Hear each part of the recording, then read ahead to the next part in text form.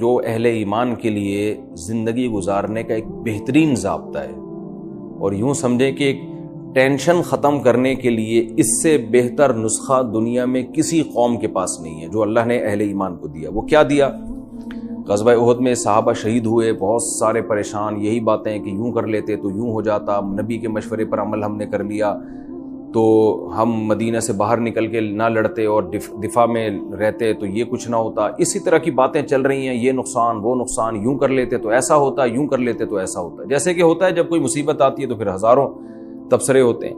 اللہ نے ایک اصول ضابطہ بیان کیا، یا ایھا الذین آمنوا، اے لوگو جو ایمان لائے ہو۔ میں تو آپ لوگ سے کہتا ہوں یہ آیت زبانی یاد کر لیں،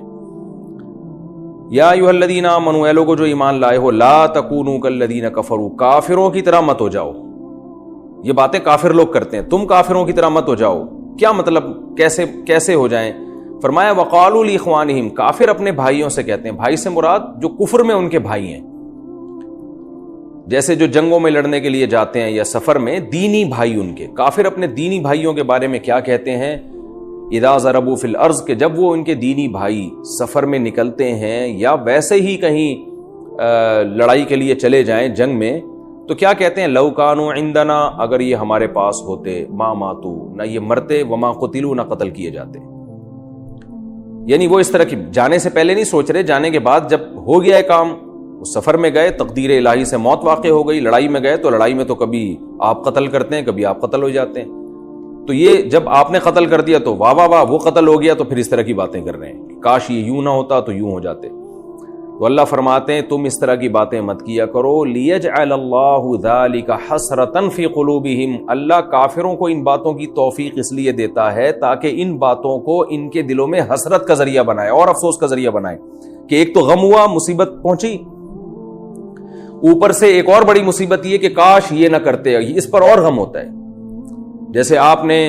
کہیں سفر کیا اور اللہ نہ کرے جہاز کریش ہو گیا، آپ کے کسی ریلیٹو نے سفر کیا، اب آپ یہی بیٹھ کے سوچتے نا یار میں اس کو منع کر رہا تھا ٹرین سے جاؤ، بس سے نہ جاؤ، میں تو منع کر رہا تھا، سمجھا رہا تھا، پھر بھی وہ بس جہاز سے گیا، اور کاش نہ جاتا، ٹرین سے چلا جاتا، عین وقت پہ اس نے ارادہ تبدیل کیا۔ تو ایک تو موت کا غم ہوتا ہے، دوسرا اس کا غم کہ یوں کر لیتے تو یوں ہوتا، یوں کر لیتے تو یوں ہوتا۔ تو اللہ نے فرمایا ایسا مت کیا کرو، واللہ یحیی و یمیت، اللہ ہے جو موت بھی دیتا ہے اور زندگی بھی دیتا ہے۔ یہ اللہ کے کام ہے، کسی کو سفر میں لے جا کے مارے گا، کسی کو میدان جنگ میں لے جا کے مارے گا، کسی کو جہاز میں بٹھا کے مارے گا، کسی کو ٹرین میں بٹھا کے مارے گا، کوئی ٹرک کے نیچے آ کے مرے گا، کوئی کورونا سے مرے گا۔ چھوڑ دو، یہ اللہ کے کام ہے، تمہارے سوچنے کے کام نہیں ہے۔ تم نے گراؤنڈ ریئلٹی کو سامنے رکھ کر وقت پر جو فیصلہ کیا بس وہ فیصلہ کرو، تم آگے رزلٹ کیا نکل رہا ہے یہ اللہ پہ چھوڑ دو۔ واللہ بما تعملون بصیر، جو کچھ تم کر رہے ہو اللہ اس سے باخبر ہے۔ کتنا بہترین اللہ نے ایک نسخہ بیان کیا۔ تو اس میں صحابہ کو بھی تسلی دی جا رہی ہے کہ غزوہ احد میں جو تمہارا اتنا نقصان ہو گیا تو یہ منافقین کمبختوں کی باتوں میں مت آؤ، یوں کر لیتے تو یوں ہو جاتا، یہ تو کافر لوگ اس طرح کی باتیں کر رہے ہیں، چھوڑ دو، جو ہونا تھا ہو گیا، وہ جو مصیبت پہنچنی تھی پہنچ چکی ہے۔ واللہ یحیی و یمیت، اللہ ہی ہے جو حیات بھی دیتا ہے اور موت بھی دیتا ہے، تو اس لیے یہ باتیں مت کرو۔ آگے اللہ فرماتے ہیں وَلَئِن قُتِلْتُمْ فِي سَبِيلِ اللَّهِ، اور کافر پہ تو چلو وہ جب لڑائی کے لیے گیا ہے وہ تو شیطان کے راستے میں لڑ رہا ہے،